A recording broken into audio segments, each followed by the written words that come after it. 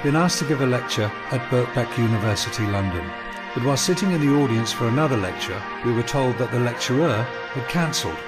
After being spotted in the audience, I was then asked by the organisers if I would be able to stand in and give a spontaneous lecture there and then. What you're about to hear is a recording of that spontaneous lecture, loosely entitled An Introduction to the Occult Art of Law.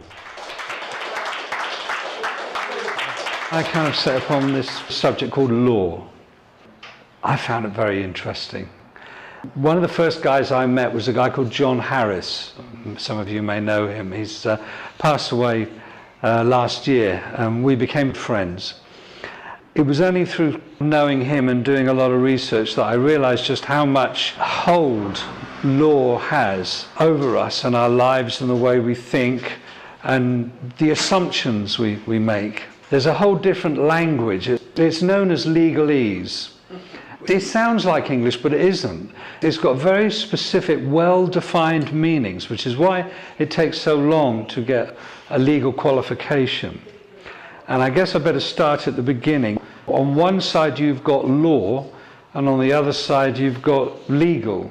And they're two entirely different things. Never the twain shall meet, really.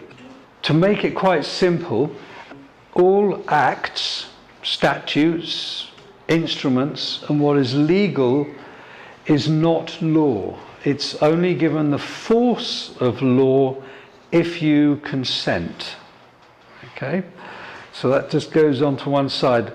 Legislation are the rules of a corporation, whereas law is kind of natural. It's something you're born with. It's like, as a child, most of us know the difference between right and wrong.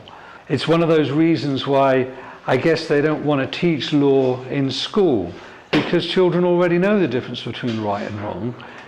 I mean, if you were going to be taught what law was, then you'd know the difference between right and wrong, and you'd be able to see through the kind of society we're living in now. So there are good reasons why they don't want to teach you law from a very young age. Believe it or not, we used to have a culture that did teach law at a very young age, but that was, quite a few thousand years ago now, and you've got to do quite a serious bit of digging to find that. So law is what we have. The last vestiges of that are what's known as common law. And if you ask a lawyer what law is, he'll probably say, well, law is law. But law is basically rules, maxims, bars that have remained uncontested over time. All right, that's the important bit. They've been uncontested over time. So what we have now, let's go through some of these words, and I'll translate them into English, and then you can see how profound their meaning really is. If we take the first one, the first word is registration. We're told to register so many times. We buy a piece of software, it's not going to work until we register it. Our car's registered, our children are registered, all kinds of things we're registered. This word, we're letting somebody know that we exist or something when we register to vote. What does it mean in legal terms? It's a very specific meaning. When you register something, you are giving away whatever you are registering to whoever you're registering it with. Let that sink in, because it's really profound. Register means you are giving away whatever you are registering to whoever you're registering it with. So you buy a piece of software, it doesn't work until you register it. So you register it, which means you're giving it away. And they're saying, okay, well, you can have it back with a magic secret code, but only under our terms and conditions of use. What we'll do is we'll grant you a license. And if you're in breach of that license, then there's consequences for that. Sounds bizarre, isn't it? You buy something, you think, well, that's mine. I'll buy that. It's mine, it's fine. No, in order to read it, you've got to give it back. But I've already paid for it. And when you read it, there are terms and conditions applied to how you read it, and maybe what information you divulge from what you've read. So you can see it's a way of tying you up. But let's go on a bit further. Let's look at this word application. It's one of those things we do a lot. To get a job. Application. 17th century translation to that, as it is today, application means you are a beggar. And it's presumed you know what you're giving up in order to get what you're begging for. Submit. It's not like, oh, I'll submit this to you. Submit means you bend to another's will. So if you submit an application to register, what you've done in terms of legal is you've given up all your rights voluntarily.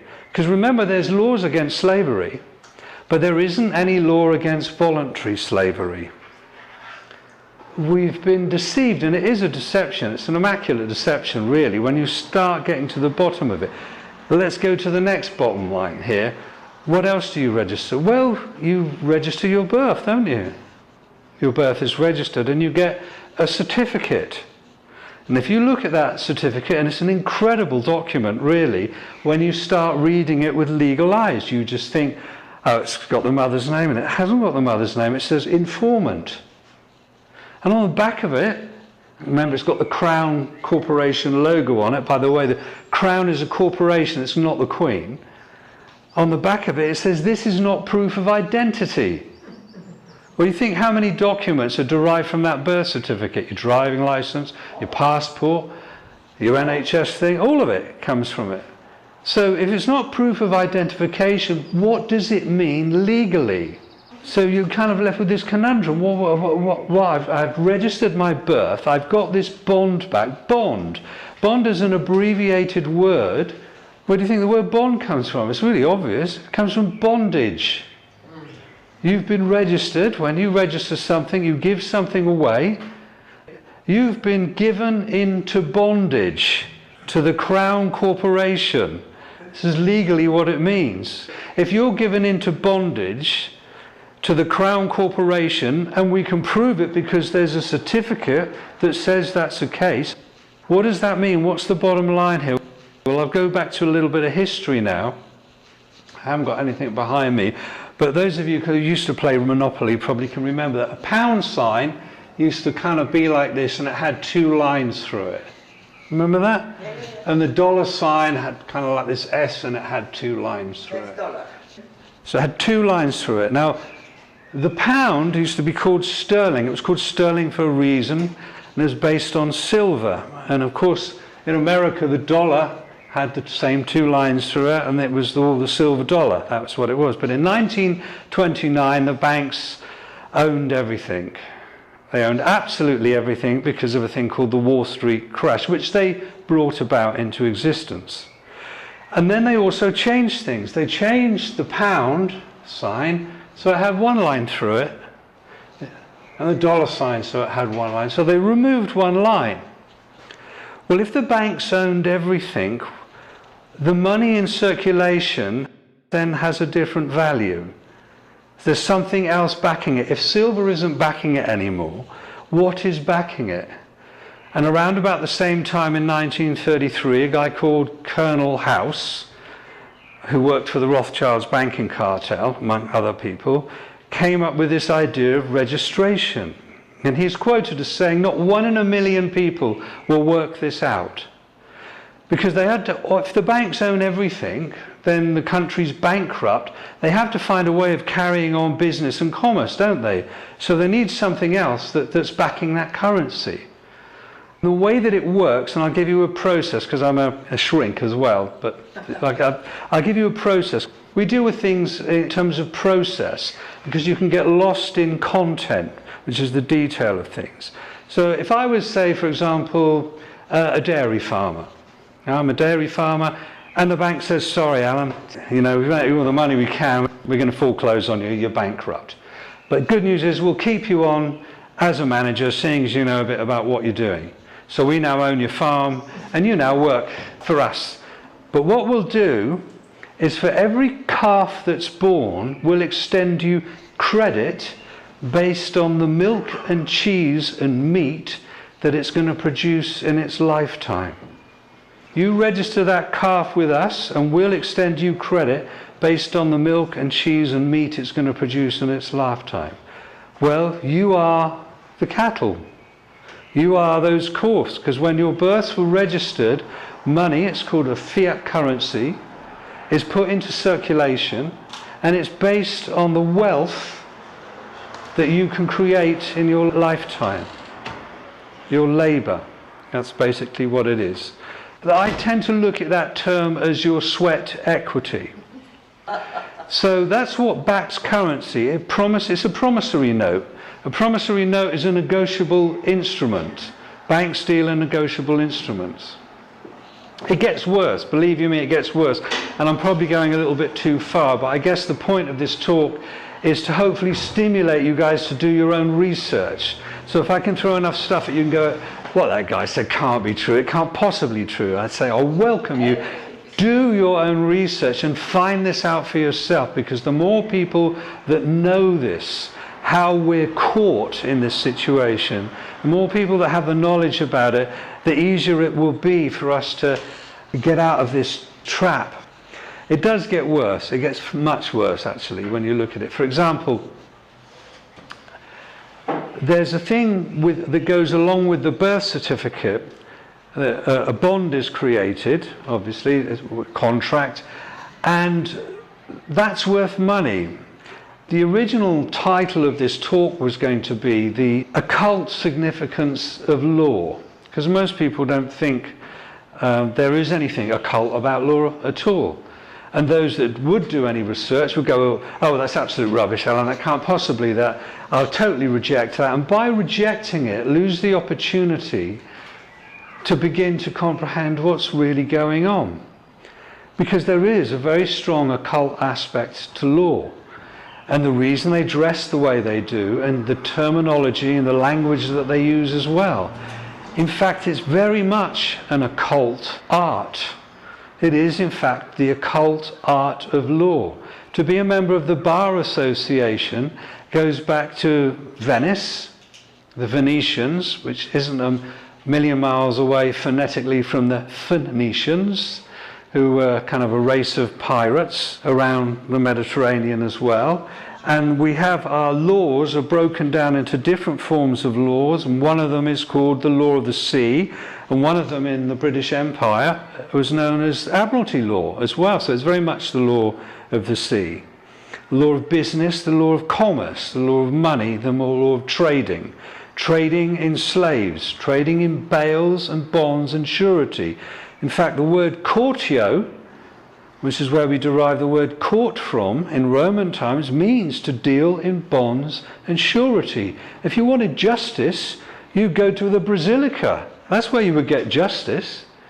Not a court. Court just deals in bales and bonds. The bench is a place, if I'm a king and I own a marketplace, I've got my guys who are on my firm there, they've got a bench and they settle the disputes in the marketplace, in the bonds and the sureties, what goes on there. If someone sold something, it's been underweight, then my guys come in and they decide what to do. And if you want to trade in that marketplace, you sign a contract. You have to be allowed, you get a license to trade. Remember I say you register, something's given to you, it's taken back to you. There are now terms and conditions. If you want to trade, you have to register your business. You have to give it all away, and it all comes under one heading, one big pyramid under the top of it, the Crown Corporation. They own it all the businesses, the whole thing, they own it all. It's registered to them. They decide what goes on. They own the money that you have. You think, this is my money in my pocket. It isn't. It's a promissory note. And your tax, some of the tax you pay is the rent for using that. It's theirs. They own it all. It makes sense when it's explained like this. People say, I'm going to pay a tax, I'm going to keep this. And well, it's rent for their money. They own you. And the occult aspect of it is that they own your mind, your body, and believe it or not, they believe, these guys are completely off their dials, your soul. This is why they have all the gold, because gold is an immortal metal. This is why they like the precious, they like all that gold. That's why they hold it all, and that's why they circulate money. They now own everything. They have you in bondage. It's a slave slave-based society, and it's a voluntary slave-based society. You've volunteered. You've entered into a contract. So when you go, for example, it even gets worse. You're part of a, believe it or not, a death cult. The three forms of law: the first is the Uniform Commercial Code, the second is canon law, the Holy See, and the highest form of law, believe it or not, in this country is Talmudic law. Babylonian Talmudic law. Talmud. Okay, so the first form of law deals in bonds and surety, and you as a slave. And as you're owned, they can do exactly what they like to you, and that's exactly what they do. They extend the credit based on the milk and cheese. All right, so you register to vote. I'm just outlining stuff here to hopefully stimulate your own research. You register to vote means you're giving away whatever you're registering to whoever you're registering it with. So what's the process here? Let's just look at the difference. What happens when you vote? You go in there and they give you a bunch of guys you can vote from, and they say to you, you've got to put an X on the box, don't they? And you follow that and you put an X on the box. Only incompetents or illiterate people sign with an X. And what you do when you register to vote, you say, I'm giving up my responsibility. I'm illiterate, and I agree, I'm a mental health outpatient, and I'll prove this by marking an X on this. And what I do, I will give whoever I put that X against power of attorney. You're giving them power of attorney over your life. In other words, if you were some old guy in a mental hospital who's lost his marbles, and the lawyer says he can't manage his affairs anymore, we've got to give someone power of attorney to manage all his finance, to do everything for him, and they get him to sign, and now you've given power of attorney, that person manages your life. So not only do they own you, mind, body and soul, you've now voluntarily registered and giving them power of attorney over your life. So you basically say to them, I'm a mental health outpatient, which is why you vote in a ward, because it's a giant mental asylum. You're in a ward. If you prove to them that you're an illiterate, you put the X on there, and you registered to vote, you've given away your rights, and now you've given them power of attorney. In other words, you say to them, I've let you decide what you think is best for me. If we want a war, that's fine. I've got no say in it. And what they will do is, like, shall we say, the deranged young son who's managing has got power of attorney over his great-grandmother who's spending all the money on drugs and resources like that. He'll tell her what she wants to hear. What do these politicians do? They'll tell you what you want to hear. That's the way they're playing the game. Above a mental health outpatient, which you've proved yourself to be in their game, is the House of Commons. They're commoners. So you're less than a commoner. People come to me and they say, oh, about the Magna Carta, Alan, that gave us all the rights and all the other stuff. The Magna Carta deals with baron. Baron, French for free man. You're not free, you're a bonded slave. Magna Carta is only pertinent and has any meaning to somebody who's not a bonded slave. So you'd have to be in the House of Lords today to be able to have any power or sway with the Magna Carta as a baron, as a free man. And the House of Commons, people like David, they're less than that, and you're right down there. You've got no rights at all. You voluntarily gave them up. You're a mental health outpatient that's given away power of attorney on a regular basis to a different bunch of guys who tell you what you want to hear, and they lie to you over and over again. How much more proof can you give them that you've lost the plot? This is the way they look at it. This is the way they trick you. This is the way they deceive you. This is the way, because the way the universe works is they don't want the blame of it. They say, it's not us. Look, I'll prove it to you. Look, they signed here. This is your signature. Signature, that's another one. Signature means sign of nature. You proved yourself to be a living being, and you've made a mark on a piece of paper called a signature that proves you've got a sign of nature, because they've created a thing called a person. Person means legal fiction. Legal fiction means you become liable. All your bills are written to you in capital letters. Everything to do with money, bank, rent, commerce, everything is you in capital letters, addressed to you in capital letters. This is where you get the term capitalism from, because your life has been monetized and capitalized. As a bonded slave, you are what back that currency, and you've given them power of attorney. You've given them power. You can moan, you can whinge all you like, but they'll just say no to the universe in their magical system. Sorry, but it's not on us. You signed, you gave, that's your signature, isn't it? You voted for that, you registered it. It's on you. You're responsible. It's on you. You made that decision, not on us. We don't inherit the karma, because the whole system works on an occult way on curses. It's an old curse system that goes back 5,000 years. It's dark magic. It's based on curses. It's based on sacrificing. It's based on blood sacrifice and all that stuff. Cursing, that's what it is. What do you think that money is? It's a curse based on your life that's been taken from you. You've been hoodwinked out of it. I mean, hoodwinked, that's a 33 and a third degree Mason maybe will tell you, but you've been hoodwinked. And they're lifting the veil, and they say, what I'm telling you is part of that process. How do you think these guys get away with stuff? If I say to you, what's your name, and you give me your name, you've basically said in legalese, oh, I'll contract with you, and I'm a bonded slave, I don't have any rights. I gave them up.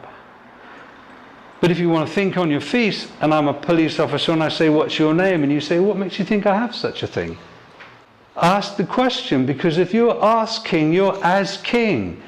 You've got some status then, because they all work, they act, and they behave in a manner, and it's called implied right of consent.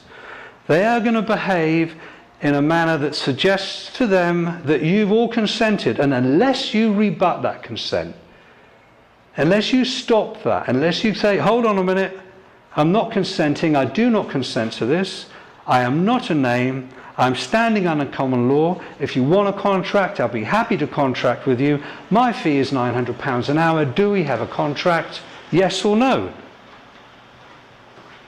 What's he going to do? I know a guy, you can find it on the YouTube thing, drunken driving. He's driving his car drunk, the police pull him over. They say, what's your name? He says, I'll be happy to accept your offer of service. My fee's £900 an hour. Well, right, we'll arrest you then.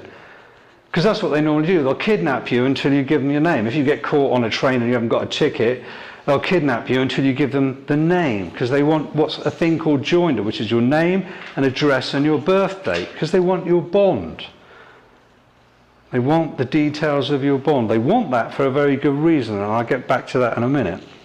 So he gets arrested, he goes in there, and eventually the sergeant's there, and oh, we've got this guy, he won't give us our name, I'll put him in the cell, then he's drunk, da-da-da-da-da. They let him go the next day.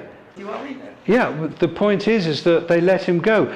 The reason, here's another one, that it's really mind-blowing the way the whole stitch-up goes, is that bond that was created at your birth, there's a thing, it's a fancy French word, it says c'est de vie, which means for the benefit of another. It was something that was created after the Great Fire of London, when they were trying to find out all the dead people, all those people that were missing and all the other stuff.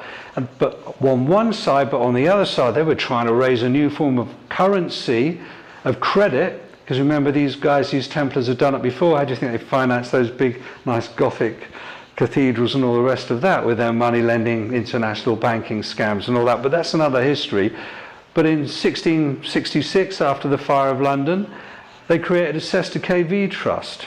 The way they work it in terms of the occult side, they say, okay, you're born, you're created by the divine, and therefore you inherit the earth.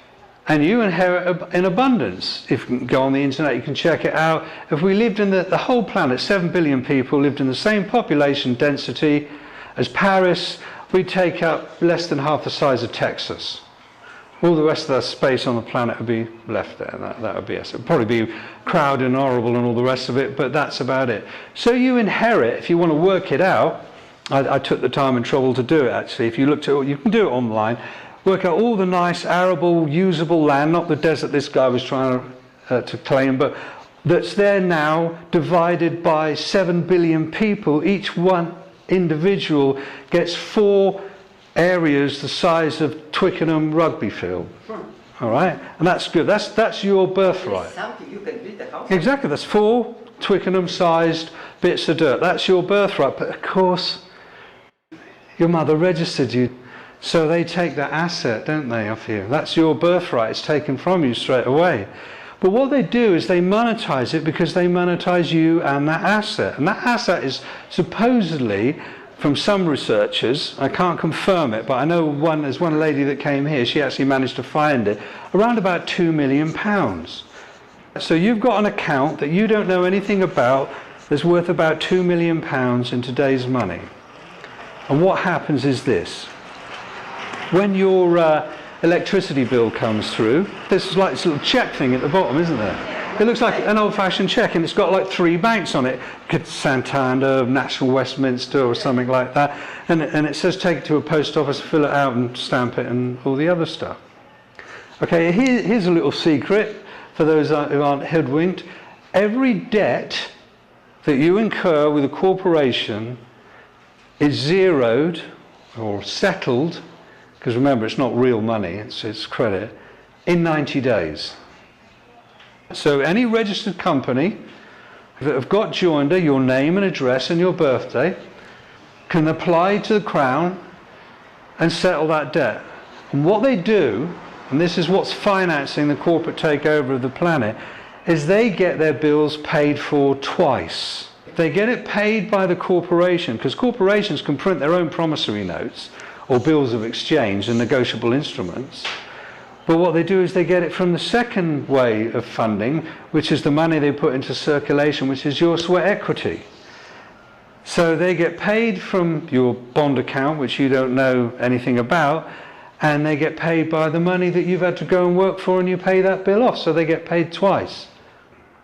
And corporations, that's what they do. And the guys that are high up in the financial aspects of those corporations know this stuff. I've dealt with them. You know, and you can play this stuff. You can say to the council tax or whatever it is, that's already been paid. It's 90 days. It's outstanding. It's been done. Prove to me that it wasn't. It hasn't been paid for. And they can't. Because what they're doing is they're technically committing a fraud.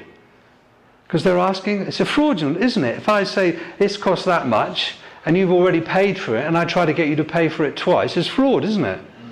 For the normal people. Double bubble, isn't it? It's called double dipping. Okay, but this is all part of the system that we're living in. You've got all this stuff, all those rights, all that economic power. The corporations are playing a game. When I was a kid, it used to be called Piggy in the Middle. Corporations one side, and they've got this account, and they throw it over you, because you're down here like that, and the other one catches it. Thanks for the money, I've got that. And you don't even know you've got that account. The occult aspect of it, again, is like when you have to go to court, you're actually being invited to a dark ritual, which is why you're summoned. You're summoned to appear.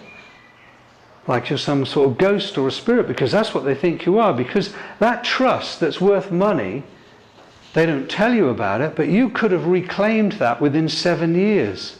But after 7 years, the law of salvage comes along, and the government say, okay, well, that's a wreck, well, we'll have that. So they salvage that, and they use that. So you can't get it anymore. Even though they know in the real world you're alive and flesh and blood, you know, because you've got your national insurance thing, you know, you go to the NHS, they know you're physical, you know, they'll take blood from you, all the other stuff. This occult system doesn't see it. They're off their dial, these guys.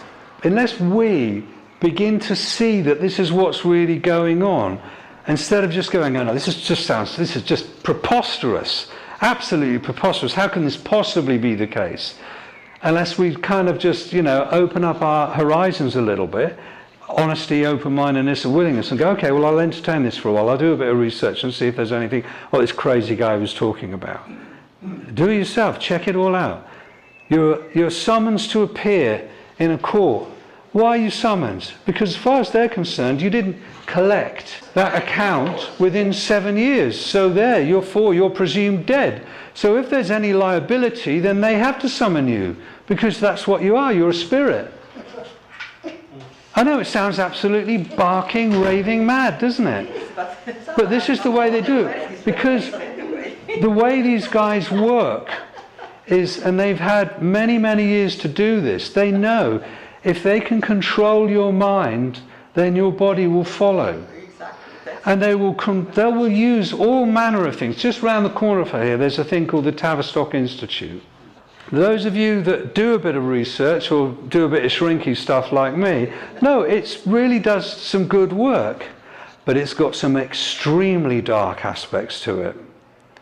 And its whole founding is extremely dark. It's about mind manipulation.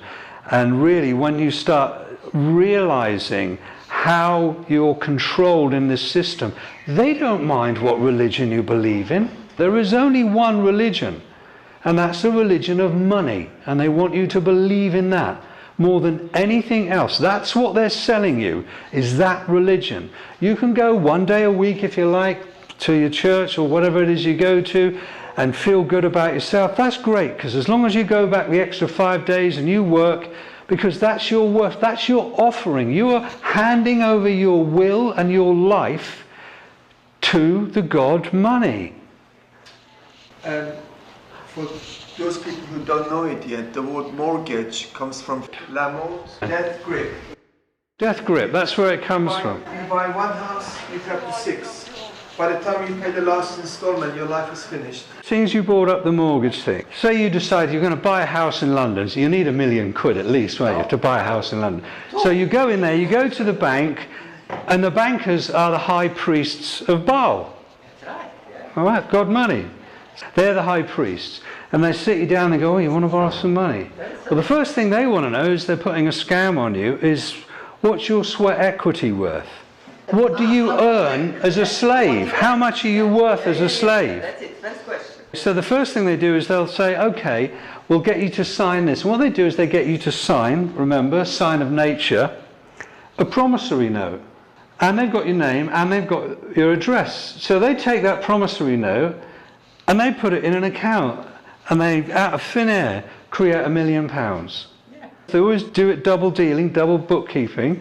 They've got your bond that you don't know you have, and they've got all your details. So if you die, that's okay. That exists. It's got currency. And then they'll talk you into an insurance policy. It's called a life insurance policy. That's the one they'll like as well. So you go into the bank, and your signature has created £1 million. Okay, right? So in effect, you've actually already bought the house. Right, but then what they do is they talk you into paying another £1 million, which they call the principal. They deceive you by saying that we're lending you this £1 million. So you've gone into the bank as a sovereign, created, living being, soul, flesh, blood, inheritance and everything. Your signature's created £1 million. They've got an undertaking from you now to work for the rest of your life to create another £1 million. And they're going to charge you interest on that as well. So you've created £2 million plus whatever interest they want to put on the top of that. What have the bank risked? A big fat zero. But then that's the religion, isn't it? Because they get you to go out there. You are handing over something of value on a daily basis. When you clock in or you go to work, you're giving the most valuable thing that you've got, your time, your life. That's you paying homage to their God. Okay, you can go one day a week somewhere else and believe that you're doing something else, but physically in your reality, you've got no choice. You're in bondage. You want to talk about freedom? Tell me how long you're going to last without money in your pocket, and then you see how much freedom you got. That's the reality. That belief is so powerful. I mean, if you were to get £100,000 in used notes and just throw it on any street, Trafalgar Square or somewhere like that, you'd see complete insanity. You'd see total violence breaking out. I've worked in rehabs. I've specialised in the treatment of addictive clients, you know, drug addicts, alcoholics. And their parents would come in and they would say to me, well, he's done detox, he's done his cold turkey, surely those cravings are gone. You know, he's not physically addicted to it anymore. I said, oh, no. And they look at me like this. I said, no, it's the psychological addiction's the most important thing. I said, they're addicted to a mood and mind-altering substance. And they said, well, we don't understand, you know, as long as he doesn't drink anymore, as long as he doesn't do any more heroin, he'll be fine. You know, that's what changes his mood and his mind. And I say, okay, here's a table. I'll put a wee baggie of smack, some brown on the corner there, bit of coke, bit of marijuana, bit of nice grass, nice sticky bud, say, something like that would be nice. Some bottles of Moet Chandon, eh? Some Nuit Saint-Georges, a few bottles of Rioja, all right, if you want, a couple of tins of Tennant's, or special brew. What would you like? And they go, oh no, we're not really interested in anything. I said, I'll tell you what, I'll put £5 in used 20s. Oh, that would be nice.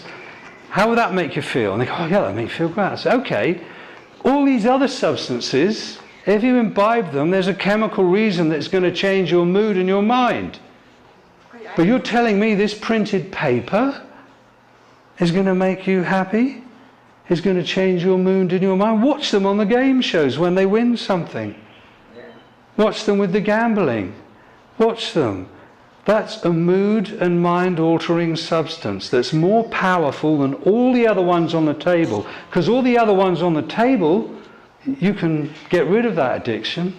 You don't have to be addicted to that. There's ways around that addiction. But that other addiction, that psychological addiction, you try getting along without that one.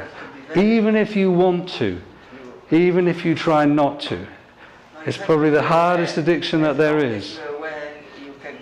Exactly. So that's what you're kind of dealing with in terms of the mind programming and the addiction. Now it sounds really dark and gloomy and all the rest of it, but there is a solution, and really the solution is always been there.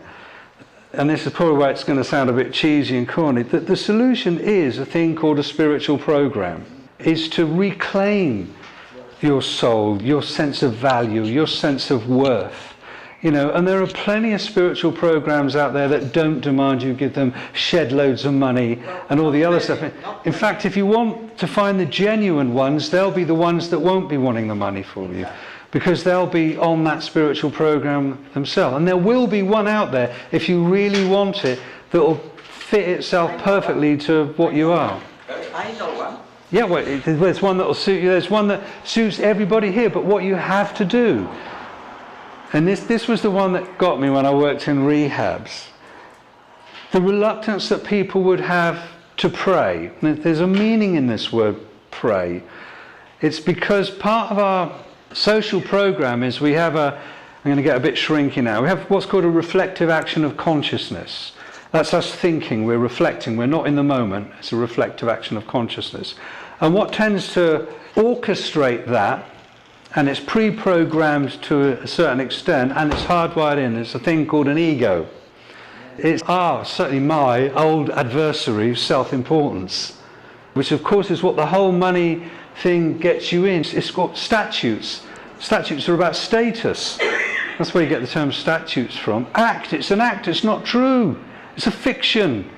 You've been caught, you've believed in a fiction, you believe you're something that you're not. It's a deception. Maya.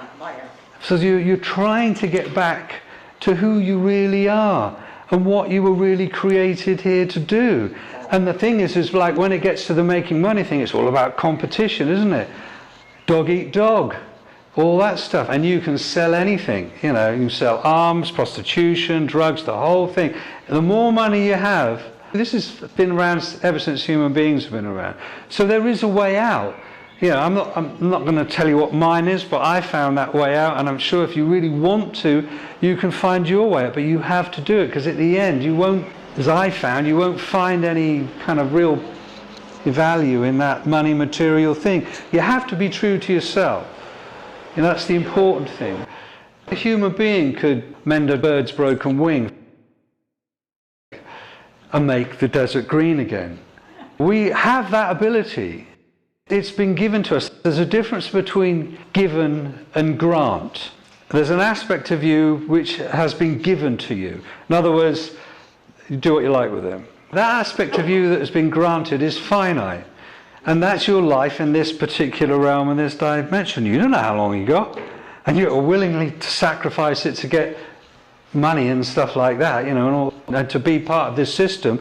And it's you know, who can blame you? We're all born into this. We don't know any better. Most of us, it's taken us years. I mean, it took me, I was about 40 years of age when I managed to sort of really get over the shock of being born.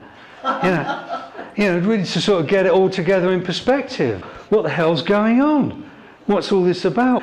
All that stuff that wasn't mine, that had been dumped on me, and I was going, well, no, that's not mine, that's that. I don't want that, you know, that's, right, this is mine, that's who I am, right, I'm going to do that. Because, you know, if you're true to yourself, then a pathway will open up to you. You know, it will find its way if you connect to the universe in that way. Because remember, these guys that have created this spell, they know how the universe works.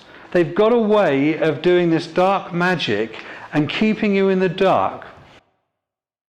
The first solution you need is to learn, is to get some knowledge. The stuff that I've told you, learn that. I'll give you some links at the end. You can do your own research, because then when you see what I've told you is true, you need that, because once you've got that, then you go, well, I need to find a way out of here. You need to realize what your prison's like, how you got in there in order to find a way out, how the door works and stuff like that. And you've always got two options.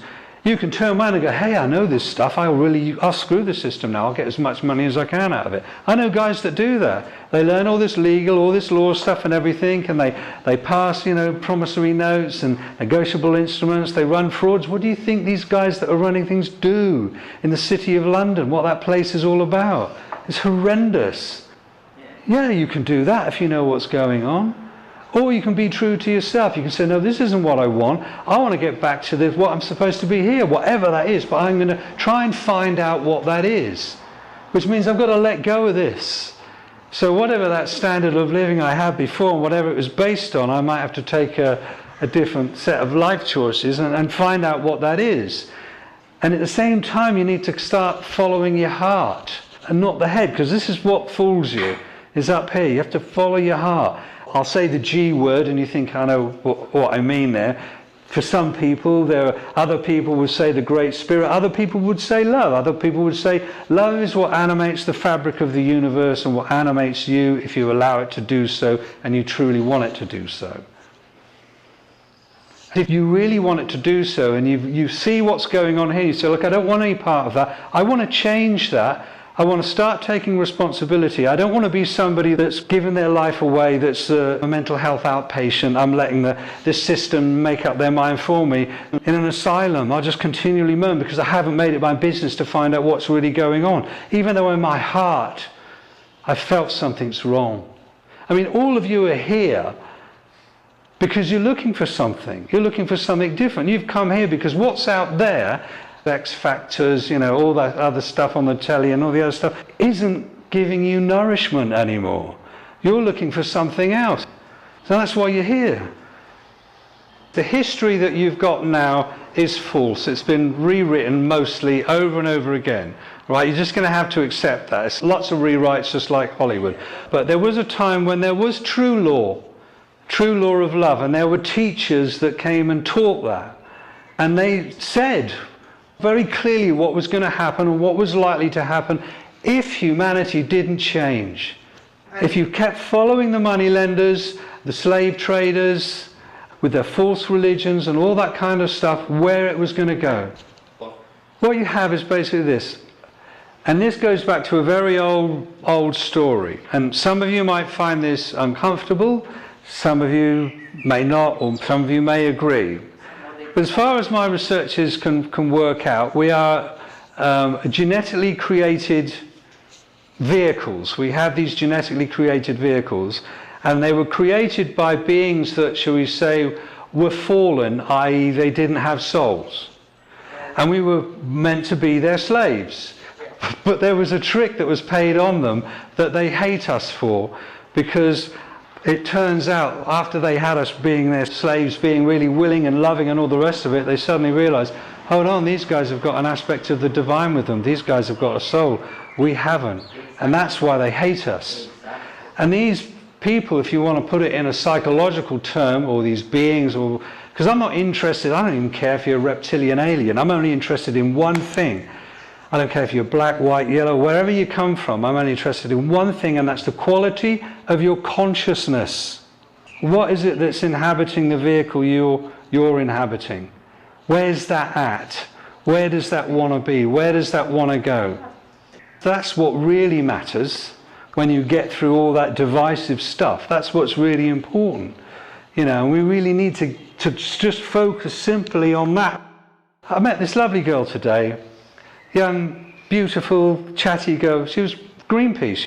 I said to her, "You're selling." Yeah. She said, "No, I'm not. I'm working for Greenpeace. I'm doing something good. The pollution and all the other stuff, the government aren't doing anything, and so we in Greenpeace are doing." I said, "I bet you feel good about that." She said, "Yeah."